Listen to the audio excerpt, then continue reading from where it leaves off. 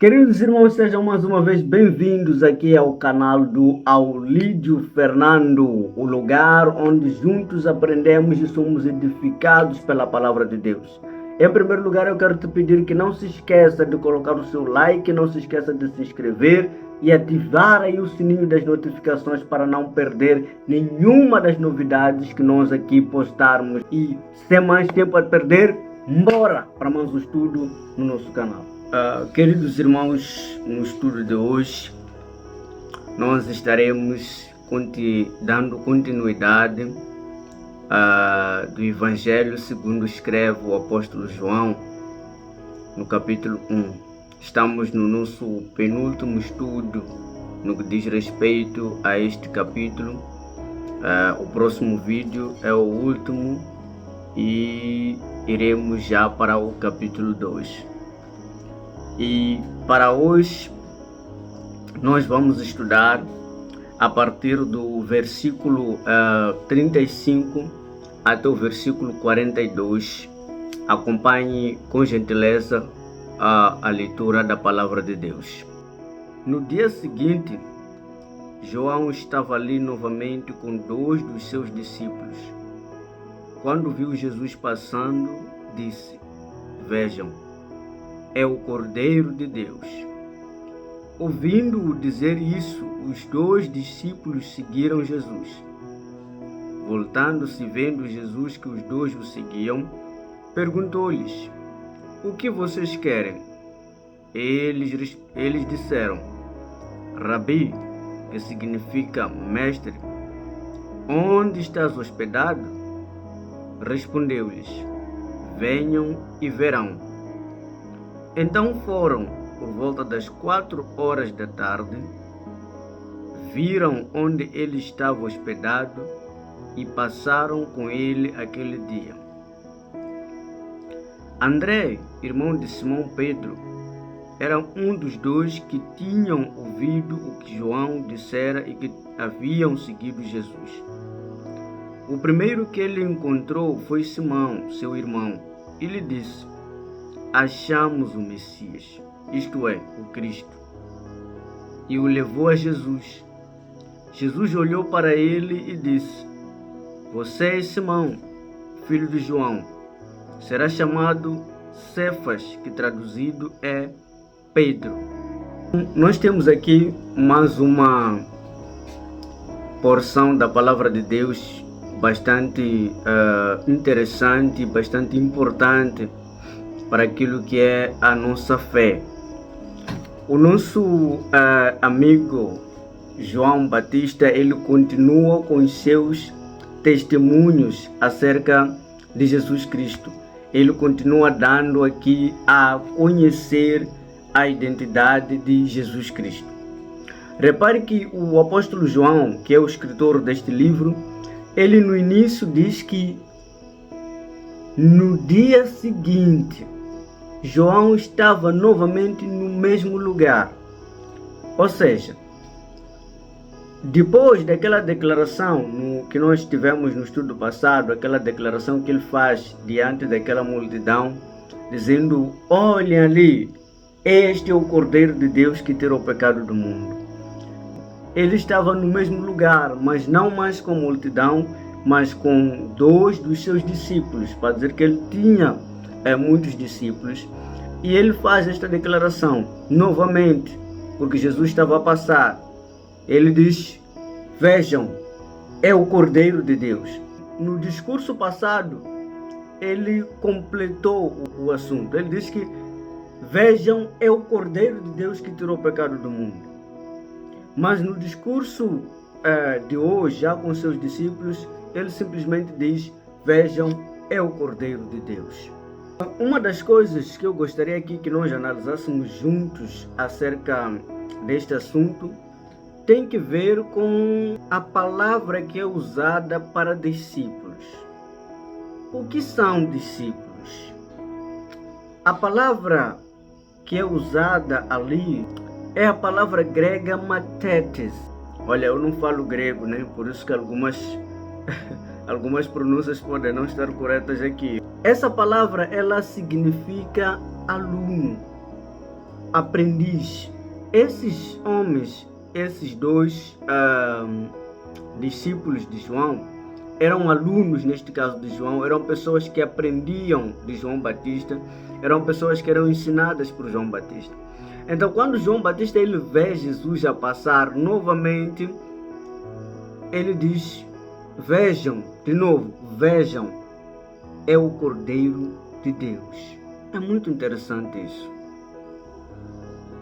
No dia anterior, ele disse: vejam, é o Cordeiro de Deus que tirou o pecado no mundo. Hoje diz que vejam, é o Cordeiro de Deus, repetidas vezes. Por quê? Porque João ele queria transmitir isso aos seus discípulos. Como quem diz: olha, o meu assunto está chegando ao fim. O meu trabalho está chegando ao fim. Como disse o apóstolo Paulo: eu combati um bom combate. Já não sou eu, sigam a ele. Mas o que eu quero primeiro analisar convosco é a questão do Cordeiro. É muito interessante este assunto, meus irmãos. E repare que no estudo passado eu tratei o assunto do Cordeiro simplesmente no que diz respeito a ofertas pelo pecado. Eu falei ali da questão do dia da expiação, do Yom Kippur, que é o dia em que o sumo sacerdote ele entrava uma vez, neste caso por ano, ele entrava no lugar santíssimo para oferecer este sacrifício para expiar o povo, neste caso segundo as ordens de Deus. Falei também de dois cordeiros que eles eram exigidos por Deus e que um dos cordeiros era dedicado ao Senhor e o outro animal era, digamos, enviado para o deserto, para Azazel. Este animal simbolizava um carregar da iniquidade do povo para longe, não é, da comunidade de Israel. Então, hoje eu vou falar do Cordeiro numa outra perspectiva também bastante interessante e bastante importante para nós. No livro de Êxodo, do capítulo 12, repare que neste livro, o nosso Deus, ele ordena ao povo de Israel, por intermédio de Moisés, que eles preparassem um cordeiro, um animal. E esta preparação tinha que ser até o dia 14 do primeiro mês do ano. E chegado aquele dia, todos deveriam sacrificar aquele animal. Era uma ordenança do Senhor. E não só, eles tinham que sacrificar este animal ao pôr do sol. E vejam uma coisa interessante. É o mesmo período em que Jesus Cristo ele foi morto. Às 15 horas. É o período também em que o sol começa a nos abandonar. Chegado aquele dia, sacrificado aquele cordeiro ou aquele cabrito, aquele animal, eles tinham que tomar o sangue daquele animal e pintar os umbrais das suas casas. Por quê? Porque naquela mesma noite, Deus ele tinha prometido que o anjo da morte iria passar pela terra do Egito e toda aquela casa que não tiver um sinal do sangue do cordeiro, o anjo da morte iria entrar naquela casa, iria matar o primogênito daquela casa. Após o povo ter cumprido a ordem de Deus, ter imolado o cordeiro e ter pintado os umbrais das suas casas, na mesma noite quando veio o anjo da morte, todo primogênito pertencente ao povo do Egito morreu. Mas nas casas do povo de Israel ninguém morreu. Por quê? Porque havia um sinal do sangue do cordeiro nos umbrais das suas portas. Veja qual é a importância do cordeiro. Veja qual é a mensagem que João Batista ele estava a transmitir para os seus discípulos acerca do cordeiro. O sangue do cordeiro, ou o cordeiro, ele significa liberdade ou libertação, mas também significa proteção. Veja que aquele episódio da morte, neste caso dos primogênitos do Egito, e também do cuidado, do guardar, da proteção que Deus deu ao povo de Israel, também foi culminar com a libertação do povo de Israel. Porque aquela era a última praga de Deus para o povo do Egito, para poderem libertar o povo de Israel. Então o cordeiro tem um significado muito profundo, que não é somente para proteção. O cordeiro também ele traz liberdade. Isso significa claramente que o nosso Senhor Jesus Cristo, ele não somente traz uma proteção. Há muitos que querem a proteção de Cristo. Isso é muito bom, mas ele também traz liberdade. Ele vem para nos libertar.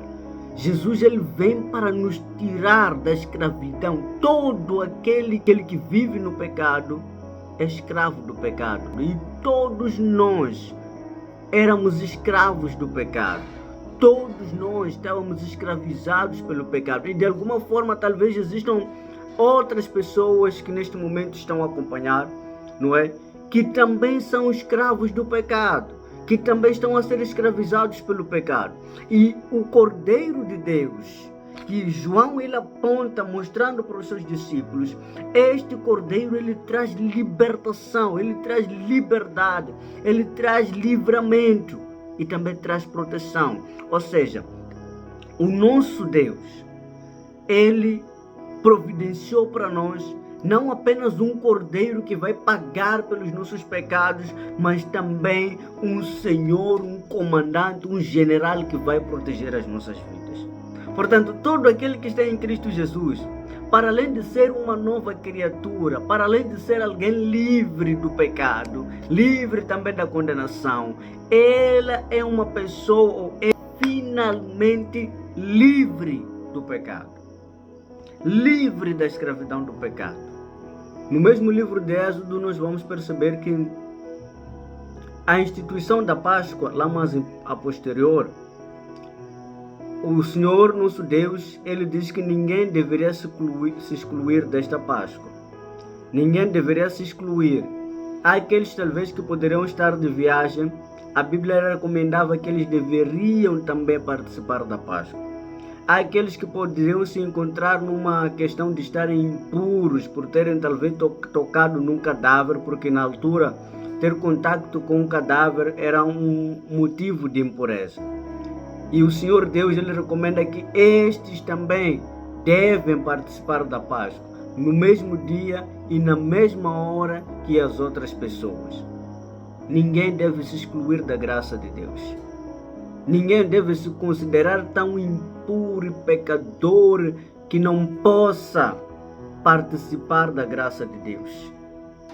Ninguém deve se considerar tão distante de Deus que não possa ser alcançado pela graça de Deus. Ninguém se prive da graça de Deus, disse o apóstolo Paulo. Centrando aqui, né, na questão do Cordeiro, veja comigo uma coisa muito interessante acerca deste assunto.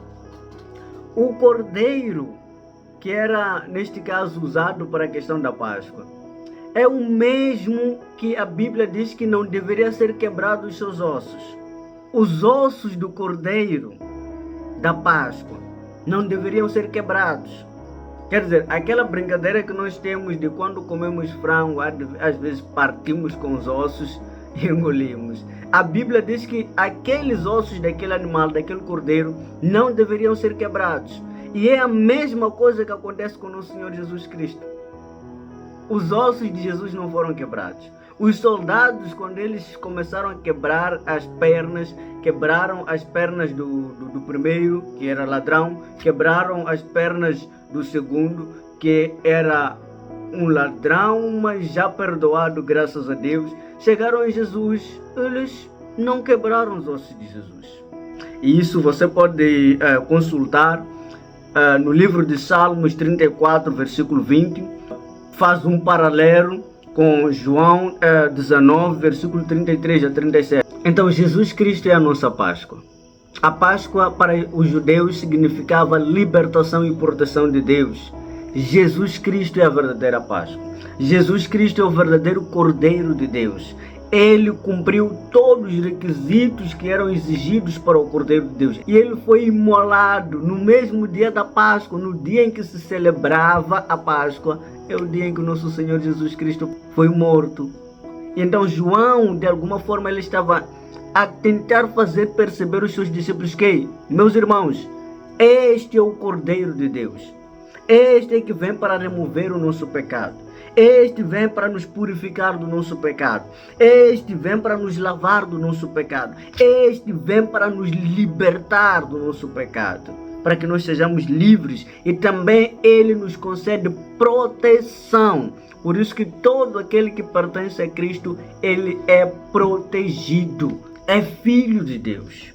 Ele é guardado por Deus. É filho do rei.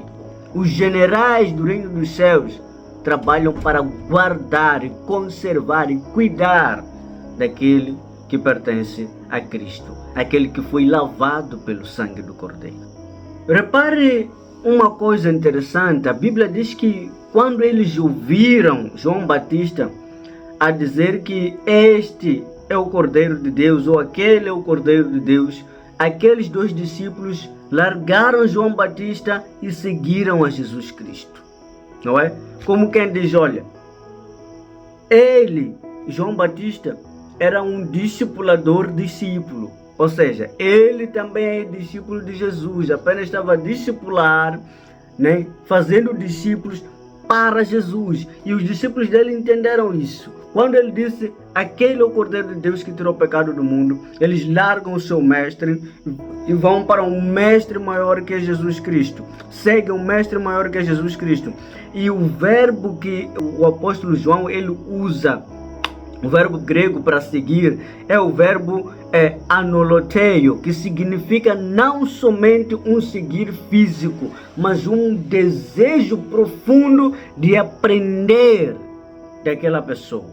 Então eles tinham um desejo de aprender de Jesus Cristo, de aprender do Mestre Jesus. E eles olhavam para Jesus como um mestre. Por isso que a pergunta que Jesus faz é: o que é que vocês querem? E eles respondem: Rabi. Rabi, que significa mestre ou professor. Então eles olhavam para Jesus e tinham a noção de que Jesus é o professor, é o mestre. Eles reconheceram a liderança e a autoridade espiritual de Jesus. A pergunta que Jesus faz: o que é que vocês querem? O que é que vocês estão a buscar? É um convite, é uma reflexão profunda do ser humano sobre o que é que ele realmente quer em Jesus. Por que é que você está a seguir Jesus? Por que é que você quer Jesus? Por que é que você está a buscar a Jesus? Esta questão, ela tem que nos levar a refletir. Por que é que realmente nós queremos Jesus? Nós todos somos convidados a uma reflexão profunda de por que que estamos a seguir Jesus, o que é que estamos a buscar. E você vai ver nos próximos capítulos que alguns estavam a seguir Jesus porque queriam milagres. Outros porque Jesus multiplicou o pão, então o sabor do pão, né, lhes chamou a atenção, então estavam a seguir Jesus. E eles respondem: mestre, onde você mora? Se eu te pergunto onde você mora, isso significa que eu preciso ter uma intimidade contigo. Eu preciso ter um relacionamento contigo. Eu preciso te conhecer a ponto de saber onde você mora. E a resposta de Jesus é: venham e vejam. E a Bíblia diz que eles foram e permaneceram. Bendito seja Deus por isso. Jesus ele apresenta um convite para estes homens: venham e vejam. Não era somente para eles irem, mas também era para eles irem ver, ou melhor, irem experimentar um momento com Jesus, irem experimentar de perto o ensino de Jesus Cristo, a doutrina do mestre, daquele que eles chamaram de mestre. E a Bíblia diz que eles foram e permaneceram. O que isso quer dizer? Eles foram e permaneceram. Isso nos convida a buscarmos o conhecimento de Deus, mas não só. É necessário que nós tenhamos uma convivência e experiência com Jesus. o nosso relacionamento com Deus, a nossa fé em Deus, ela só vai se robustecer se nós buscarmos uma convivência e uma experiência com Jesus. Não é apenas para nós ouvirmos o seu ensino, não é apenas para nós ouvirmos a sua mensagem. É preciso que nós tenhamos um testemunho da sua vida, do seu estilo de vida. É preciso que nós possamos, contemplar a forma como ele vive. Por isso que a Bíblia vai dizer: sede imitadores de Cristo. Veja comigo aí o versículo 40 e o versículo 41. André, irmão de Simão Pedro, era um dos dois que tinham ouvido o que João dissera e que haviam seguido Jesus. O primeiro que ele encontrou foi Simão, seu irmão. Ele disse: achamos o Messias, que é, isto é, o Cristo. A Bíblia está a dizer aqui que um dos irmãos de Simão Pedro, uma figura bastante central do Evangelho, o verbo que é usado aqui para o encontro, para encontrar, este verbo nos faz entender que este encontrar não é aquele de acidente, não é um encontrar acidental. Significa que André, ele saiu daquele lugar com um propósito único de buscar seu irmão, de encontrar seu irmão Pedro, para lhe dizer: oi, nós encontramos o Messias. Nós encontramos o Messias, o ungido, o Cristo. Nós o encontramos. E esse nós encontramos, em algumas versões vem, nós já encontramos o Messias. Significa claramente que eles já tinham uma expectativa do Messias. Eles já estavam à espera do Messias. Isto nos ensina uma coisa muito, muito interessante, meus irmãos. Nós temos que testemunhar a Jesus Cristo. Nós temos que buscar os nossos irmãos para lhes dizer: ei, nós encontramos o Messias, nós encontramos o Salvador, nós encontramos a solução para o nosso problema. E qual é o nosso problema? É o pecado. E a Bíblia também, no versículo 42, diz que o levou a Jesus. O André, ele nos ensina muito, tem muito a nos ensinar. Era um grande discípulo. Ele aprendeu muito bem de João Batista. Ele, quando encontra o mestre, ele corre para anunciar ao seu irmão Pedro. E depois disso, ele não lhe anuncia somente, ele lhe leva para Jesus. Isto é muito interessante. Não somente ele anunciou o Messias, como também leva o seu irmão e o conduz a Jesus. Nós somos daqueles que evangelizam. Eu dou graças a Deus porque muitos dos irmãos fazem muito bem esse trabalho.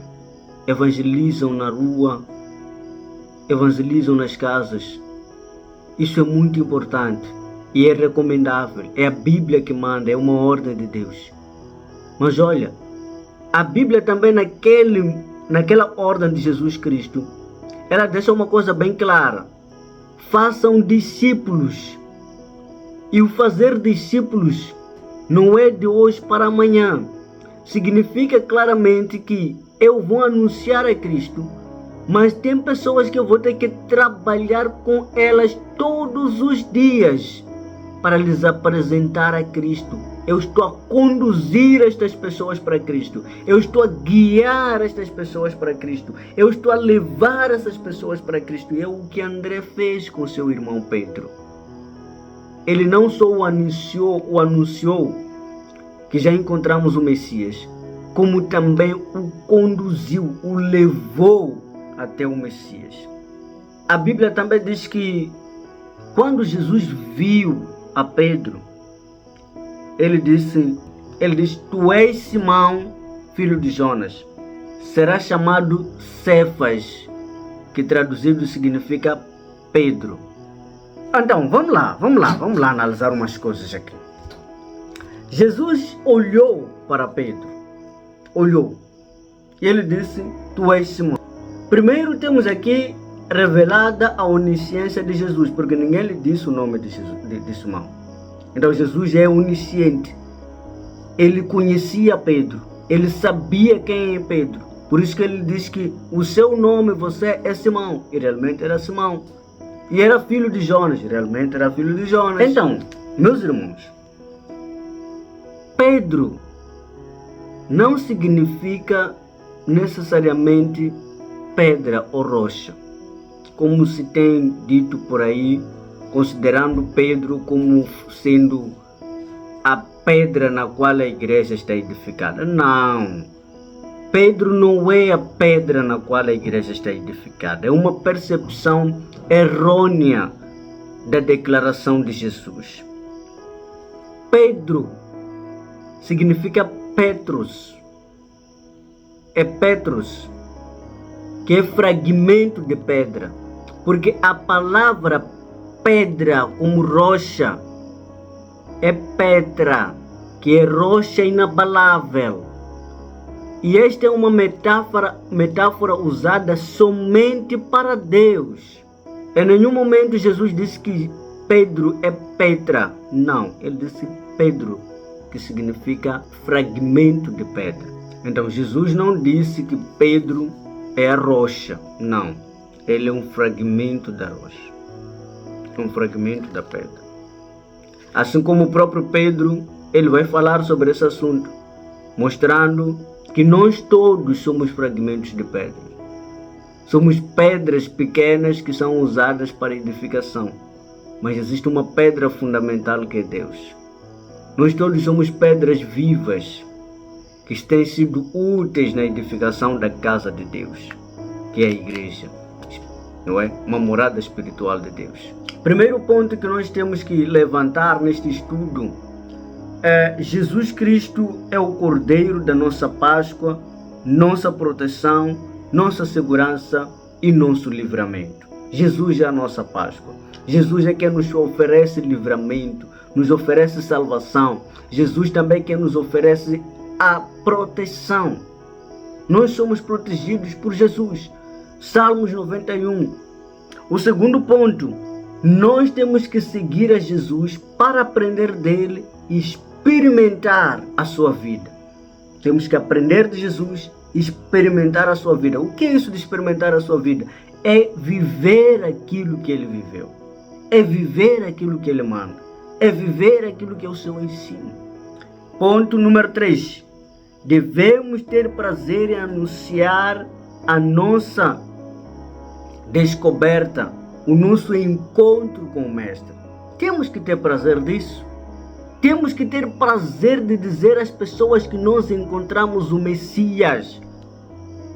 Toda a igreja ela é chamada para isto, para anunciar que nós encontramos o Messias. De alguma forma, alguém, neste momento que nós estamos a falar, está a ter um encontro com o Messias. E esta pessoa é convocada para anunciar que teve um encontro com o Messias, que encontrou o Salvador, encontrou o Mestre, encontrou o Cordeiro de Deus e tirou o seu pecado e lavou o seu pecado. É preciso que façamos isso. A quarta coisa, nós temos que praticar o discipulado. Não é simplesmente evangelizar, não é? As pessoas e deixá-las assim. É preciso que nós pratiquemos o discipulado, discipulemos essas pessoas, tornemos essas pessoas discípulos de Cristo, ok? É nossa responsabilidade. Queridos irmãos, assim termina o nosso estudo para o dia de hoje. Eu quero pedir novamente a si, meu irmão, que não se esqueça de colocar o seu like, subscreva-se no nosso canal, ativa o sininho das notificações, comenta aí embaixo para nos ajudar a crescer.